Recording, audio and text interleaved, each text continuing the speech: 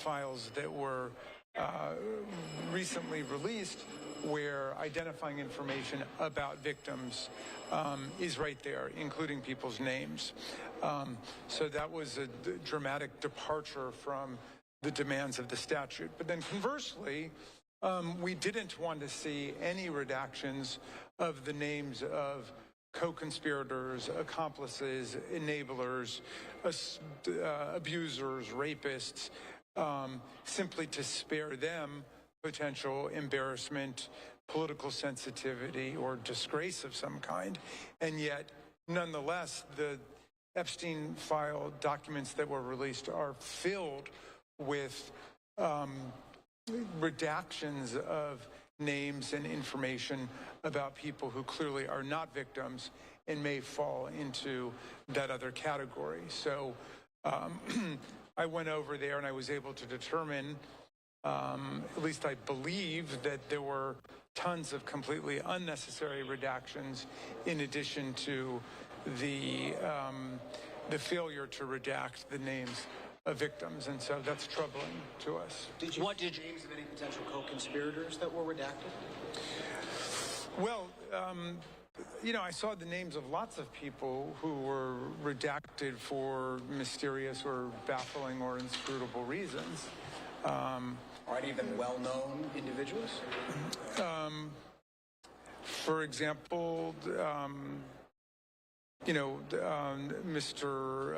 Wexner, his name was redacted from a government document, and I couldn't understand the logic of that. He was not a victim, and his name has appeared other places. Now, the Department of Justice has not sent forth its so-called privilege log, so it's not explained yet why there might be certain redactions that have been made.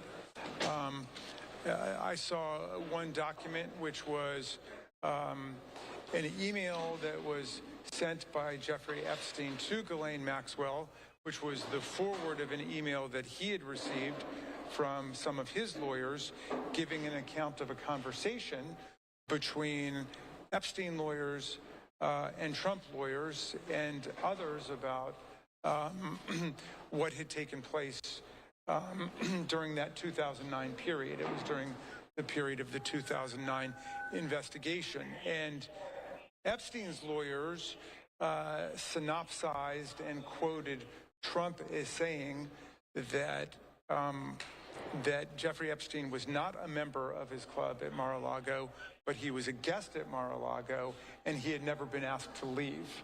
And that was redacted for some indeterminate, inscrutable reason. I know it seems to be at odds with some things that President Trump has been saying recently about how he had kicked Jeffrey Epstein out of his club or asked him to leave, and this was, it appears to contradict it. What did you see specific to President Trump or President Clinton, and were there specific redactions to them?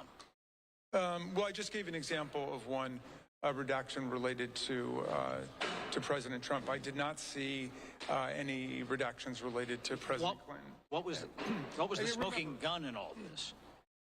Well, I don't, you know, here's the thing. The Department of Justice is under orders from Congress to release the entire Epstein file. They released 3.5 million documents, and they've withheld 3 million documents. So about half of all the documents have not been released yet. Of the 3.5 million documents that have been released, I probably had the opportunity to review maybe 30 or 40 of them. Okay, so this is going to be an extremely time-consuming and painstaking process.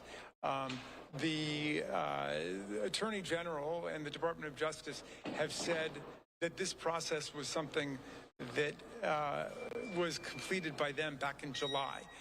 These materials could have been released long ago, but they're just being released now. And if every member of Congress who voted for the discharge petition, if all 217 of us spent every waking hour over at the Department of Justice, it would still take us months to get through all of those documents. And there are only 4 computers now, so they would certainly need to get a couple hundred more computers for all of the members. But the point is that there is no way before Attorney General Bondi arrives on Wednesday that we're going to have the opportunity to go through every redaction in order to ask thorough questions. You think that's the connection, that they held up releasing this so that everybody wouldn't be as thoroughly prepared for her testimony Wednesday? Well, no, I think that the Department of Justice has been in a cover-up mode for many months and has been trying to sweep the entire thing under the rug. And the more deeply that I get into it, because obviously our colleagues on the Oversight Committee have taken the lead, but Judiciary plays a very important role because we oversee the Department of Justice.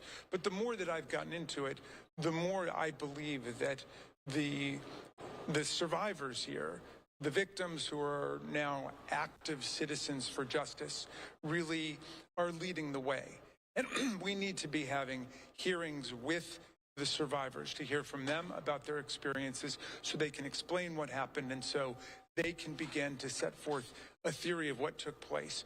We need to be investigating the money. We need to be investigating the organizational hierarchy. There's no way you run a $1 billion international child sex trafficking ring with just 2 people committing crimes, Jeffrey Epstein and Ghislaine Maxwell. No way. It doesn't work like that. So we need to figure out what other conspiracies were involved, what other co-conspirators were involved. And I really do believe that listening to the survivors is going to be our pathway through this nightmare. To drill down on the next step for Democrats to take? You say there are obviously millions of documents, 4 computers. What is the next step? And in addition, what is the next step to get that other tranche of 3 million plus documents released? Well, a lot is riding on Attorney General Bondi's appearance before us on the Judiciary Committee on Wednesday. We believe that this administration must listen to the survivors.